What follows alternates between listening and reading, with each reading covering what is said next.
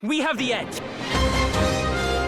Is fantasy limited to the confines of imagination?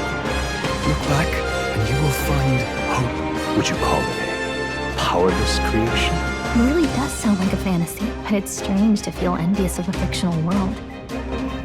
Do you believe in the power of fiction? That stories can change not just hearts and minds, but the world itself? Everyone has dreams, but are these too destined to be mere fantasy? These are the questions Metaphor ReFantazio asks, the latest title from ATLUS, creators of Shin Megami Tensei and the Persona series. It's been a long road to this point, but Metaphor represents the culmination of everything ATLUS has learned over 35 years. Editors David Flynn and Jack Zustiak dove headfirst into the fantasy and, after dozens of hours, finally realized the answers to those questions. Let's first turn to Jack and get his perspective on the game. Born of fantastical imaginations yet reflective of the reality that shaped them, Metaphor ReFantazio culminates the strengths of its creators and fiction itself.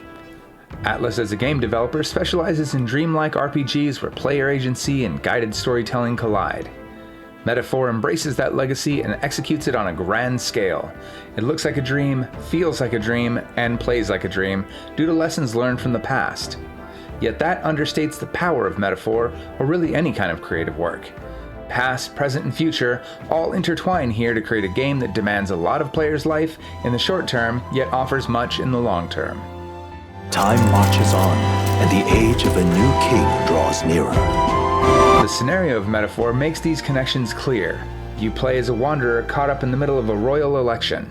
Metaphor uses this premise to explore the nature of politics, how societies operate, and what it means to lead people into the future. These would be tough topics to tackle meaningfully in any format, yet Metaphor explores them in thoughtful and relevant ways.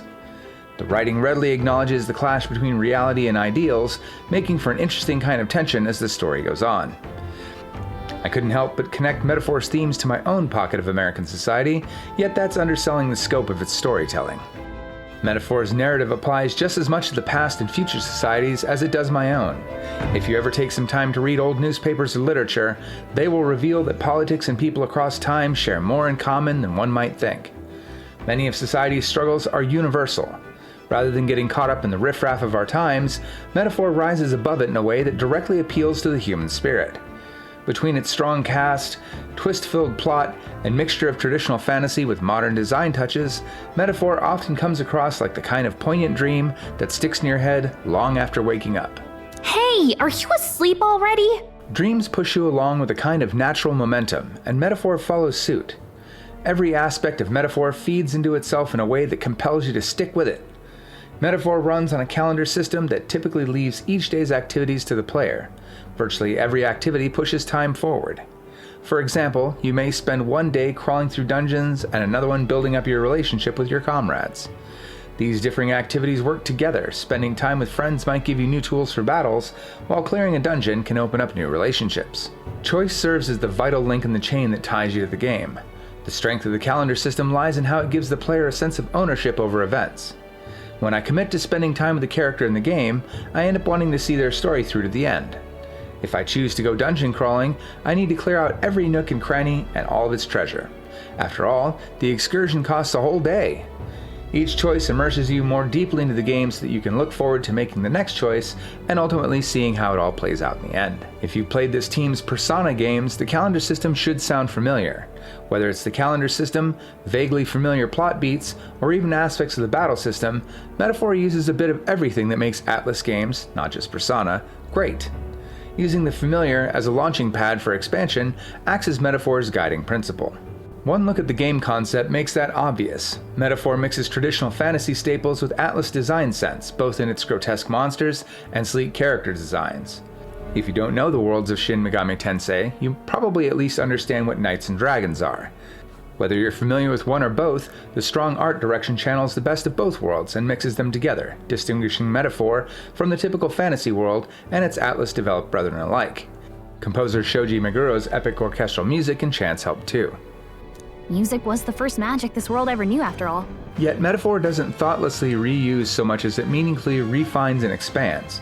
Take the calendar system, which has been translated into a much grander world than it typically exists in. Persona games generally limit themselves to a main setting. while Metaphor takes the show on the road. Each arc of the game takes place in a different city, with its own surrounding area of smaller towns and dungeons. The greater scale of the game creates interesting gameplay scenarios where you need to plan your trips to the outskirts. Conservative players may opt for shorter trips at the cost of eating up more days, while aggressive players can try to fit as much activities in one run as they can. These journeys add a compelling element of long-term commitment that simultaneously makes an individual choice weightier while also effectively conveying the scope of Metaphor's world. One of the best stretches of the game involves planning out your journey to various dungeons while being assaulted by monsters and rival candidates for the throne. Through scenarios like this, Metaphor sells a true sense of adventure, where you're journeying to the unknown and anything can happen. In other aspects of the game, like the battle system, pretty much anything can happen. Battles can take multiple forms in Metaphor, an action-based hack-and-slash game about avoiding enemies and a turn-based battler about exploiting weaknesses. Metaphor leans far more on the latter, but I do appreciate the aspects of both. All of the action mechanics keep things simple. You've got an attack and a roll. The goal is to whack enemies before they whack you. Depending on your current level, depleting an enemy's health either kills them outright or stuns them to enter turn-based combat with an advantage. If an enemy hits you, they get the advantage. As a game function, the real-time battling gets the job done, but it truly excels in conveying a sense of danger and scale. While many enemies sit around waiting to be snuck up on, some will surprise you or pop out of places you don't expect. These encounters add a sense of danger that can lurk around any corner, so you're always staying on your toes. On the opposite ends of things, once you reach a high enough level, the enemies act as a nice measuring post for your progress. Few things feel better than returning to a dungeon full of previously hard-fought battles, only to find that traversing it has become a pure action game. That said, all true battles are fought in a turn-based format, just like in real life. The core systems in place will look familiar to any ATLUS fan. Essentially, the battle mechanics boil down to mastering a chart of different types of attacks and elements. Virtually every enemy maintains some type of weakness, so knowledge serves as your greatest source of power in this game. How Metaphor expands on the basic framework of ATLUS RPGs demonstrates its thoughtful expansions better than anything else. Essentially, Metaphor gives the player a cavalcade of tools to work with, which you can access and change at your whim. No dice rolling for the right skills or guessing to recruit the right allies required. Metaphor proves shockingly straightforward and fair, which it uses to challenge players to put as many possible pieces together into an effective solution. Archetypes lead the charge in providing options. Every character can access what amounts to a specific class that provides them with different stat boosts and skills. Mages focus on magic and elemental skills, while a warrior will focus on physical slash attacks, for example. Simple enough of a concept, but two things make this system interesting. First, every party member can access every available archetype from the get-go. Second, skills learned from one archetype can be equipped to another one. While mixing and matching can be fun on its own, the challenge of the game ensures that you need to do so thoughtfully. Metaphor isn't a brutal game, but that won't stop it from being brutal anyway. The weakness system creates opportunities for the tides of battle to turn quickly, so you always need to be prepared for both the best and worst case scenarios. Adversity breeds creativity, however, and I found it immensely satisfying to come up with something fun. From builds that prioritize dodging attacks to giving the term buying power a whole new meaning by turning your money into attacks, the archetypes offer a lot of cool ways to play this game. In general, I prefer this more straightforward approach to problem solving. It highlights the strengths of the basic ATLUS RPG battle system without losing the core challenge. Not everything perfectly preserves the cruelty that longtime fans might expect from these games. The autosave and battle retry button poke a lot of the teeth out of getting ambushed, but the game still puts you through your paces. Most importantly, Metaphor provides an addictive playground to experiment in. Battle moves quickly with snappy animations and UI, so jumping into a fight to try out a new strategy never bogs the pace down. Between the sound effects and the stylish presentation, ATLUS has refined the act of pressing buttons to select things from a menu into an art form that few can match. Battling in Metaphor keeps you coming back on both an intellectual and visceral level. Power awaits thy command. The time is come to awaken the hero within. Engrave thy very heart.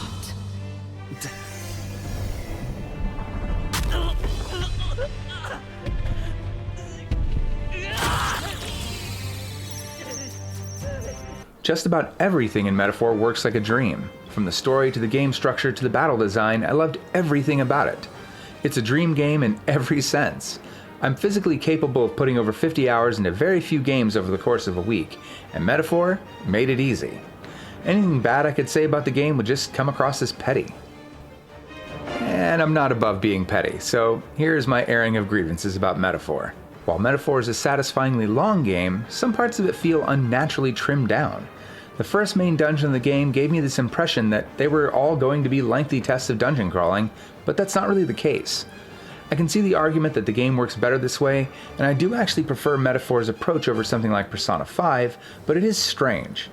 If things like the main dungeons were going to be trimmed, the team didn't pull it off in a way that felt seamless. When the UI needs to resort to a list of text, like for picking out archetype skills or for information you can buy from brokers, things tend to get messy and a bit disorganized. You can sort out the skills in various grouping menus, but even those get crowded once you've mastered a lot of archetypes. I don't know if there's a perfect solution to this problem other than visually reworking these types of menus to be more distinct, or adding more ways to search for what you're looking for, but even those solutions may not be perfect. In general, I wish the game made it somewhat easier to keep track of its tertiary elements, like where items are sold. The info broker curbs some of the pain here, but not all of it. Some specialty shops can be tough to track down because they lack a clear label, which resulted in me doing a lot of running around in the name of fishing and cooking. Maybe that's a personal problem. I understand if these problems may be catastrophic for some, but for me, they aren't enough to turn this dream into a nightmare. Metaphor is exactly the kind of game I hoped it would be. One that offers a smart battle system, a meaningful story, and a world worth investing in, much like our own. So, contestants, are you ready?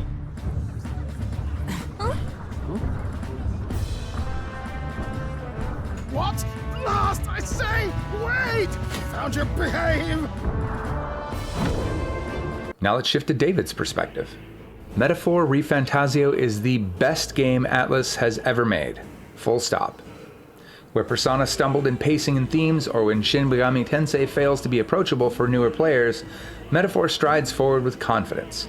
It takes ideas from throughout ATLUS's history, and the history of RPGs in general, and finds ways to improve on them or follow them through in a new way. This is the quality of a game you get when you have a team of artists working together for a long time, and each putting their all into the project. A land grotesque as its people. You dreamt of utopia. You saw the tribes united as one. King Hythlodaeus V of the United Kingdom of Uchronia has been murdered. His sole heir, a fragile young boy, lies on death's doorstep in a hidden sanctuary, all while hideous creatures called humans ravage the land. However, thanks to a spell cast by the late king, a tournament for the throne has begun. Whoever can win the support of the people by the day of the hero will become the land's next king. Now anyone has the chance to change the course of history, from the lowly Parapus to the hideous Clamar, and even the reviled Elda tribe. But can one person really change the world on their own? Metaphor is not subtle about its world being a reflection of our own. I mean, it's called Metaphor. Still, having an explicit message works to the game's benefit, with the finale really following through on the themes in a satisfying and poignant way. The story overall is a highlight of the experience, with delightful characters, plenty of twists and turns, and some great foreshadowing. The core party is absolutely wonderful, and I loved seeing them all interact throughout the entire story. The final party member does come in very late into the adventure, but as character, he's around a lot longer. So while they might be a bit lower in level than the rest of the party, they still have a satisfying arc. Metaphor combines story and gameplay mainly through the social systems, basically ripped straight out of Persona. The protagonist can form a relationship with certain characters he meets along the way, and they become his followers. By spending time with followers, you can increase their rank up to level 8, with each rank granting bonuses to the game overall and the archetype they hold. For example, Katharina, Heriter of the Brawler archetype, will allow you to see where chests are on the map in dungeons, and allow anyone using the Brawler line to inherit up to 4 skills from other archetypes. Unlike Persona, however, you don't need to worry about saying the right thing to get enough points to reach the next rank. Certain dialogue options will grant a currency called mag, but every time you hang out with a follower, their rank is guaranteed to go up. This allows you to worry less about optimization and lets you really engage with these characters. There aren't as many followers as there are social links in a typical Persona game, but this lets Metaphor cut the fat so there's not a dud in the bunch. Oh, come now. Don't they have a certain charisma to them? Managing your time is key, as you have to level up your followers, keep your social stats up, and tackle dungeons to get weapons, gear, and level up your party members and their archetypes. Social stats are called royal virtues here, and include courage, wisdom, tolerance, eloquence, and imagination. You increase these by spending time on appropriate activities such as reading books, hearing stories from citizens, and jumping off cliffs. It'll take the most of the game to get every virtue to the maximum rank of 5, so you really have to keep on top of them if you also want to max out every follower, because certain ranks will be gated by royal virtue checks. This all feeds into the battle system. You can have up to 4 party members participate in battle at once, though you can swap them out freely mid-fight once you have at least 5. Each party member equips an archetype, which will determine their abilities in battle. Archetypes essentially work as a job system or classes in Dungeons & Dragons, with roles such as healer, warrior, or gunner. Archetypes not only determine the character's resistances and weaknesses, but also grant them stat bonuses appropriate to their role in battle. The mage will boost magic greatly, while the seeker gives smaller bonuses to all stats.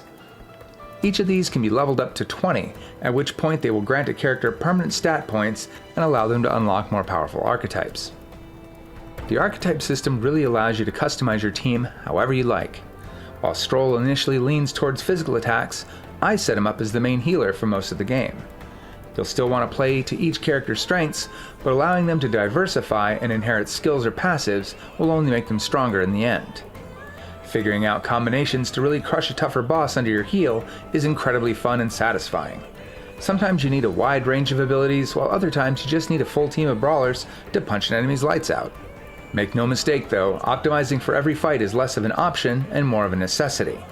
Metaphor is a difficult game, even on normal.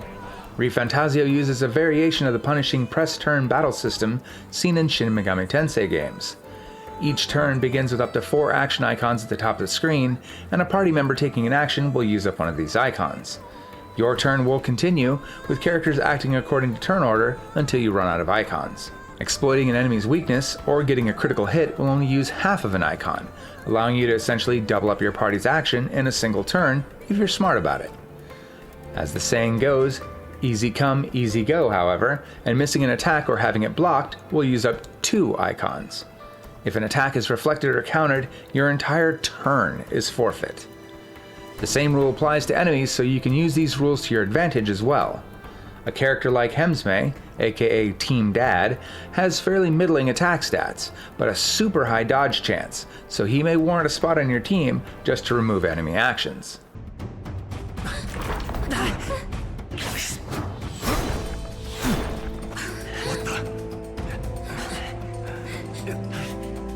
Keep your guard up. Who's he? Metaphor adds some action combat on top of the traditional turn-based attacks. Before engaging in what the game refers to as a squad battle, you can attack enemies on the field and stagger them to gain advantage. But if they hit the protagonist a single time, battle will start with the enemy having the advantage. Furthermore, once you're at least 3 levels above an enemy, you no longer have to engage in a squad battle to defeat them. You can simply take them out on the field and earn the rewards right there and then. Action combat isn't a core focus of the game like it is in Trails Through Daybreak, but it's a lot of fun and cuts down on grinding exponentially. It feels great going into a new dungeon and discovering that you can just blast through it. I especially love how the protagonist's combo and fighting style will change, depending on what archetype he has equipped.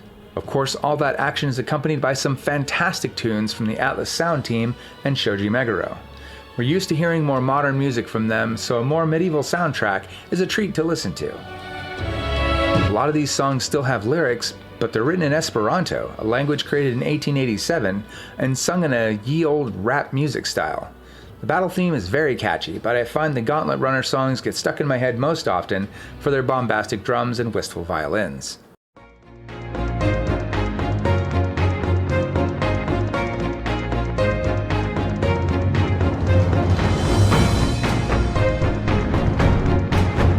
Lastly, let's talk about the visuals. Character models use a typical anime style, with each of the 9 tribes of the world looking great. On close-ups you can see some flashing paint strokes to mimic the painterly theme on the menus. As is ATLUS tradition at this point, said menus are all incredible and a treat to look at. I especially love the more detailed and somewhat realistic character portraits, though these aren't lip-synced, and the archetype menu using the Vitruvian Man as an inspiration. The game takes a lot of inspiration from real-world sources, in fact, such as the world map being modeled after Sir Thomas More's The Utopia, which the protagonist carries around, albeit a version drawing from our modern world. There are quite a few anime cutscenes scattered throughout the adventure, which is a great touch and keeps events always feeling important. The only real complaint I have about Metaphor are the environment textures. They follow a more realistic style and can sometimes look muddy or low quality. It's not super distracting, but definitely noticeable when you're just walking around towns. I played the game on PC and Steam Deck, both of which ran great, and at over 107 hours, I never really got used to that look. Overall, both of our editors say, Metaphor plays like a dream from start to finish. There's less downtime than Persona, and fewer frustrating moments than a Shin Megami Tensei game, with the whole thing feeling like a high-stakes road trip with your best friends. The road to the throne is a tough one, but it's one well worth walking. We score Metaphor ReFantazio a phenomenal 100 out of 100.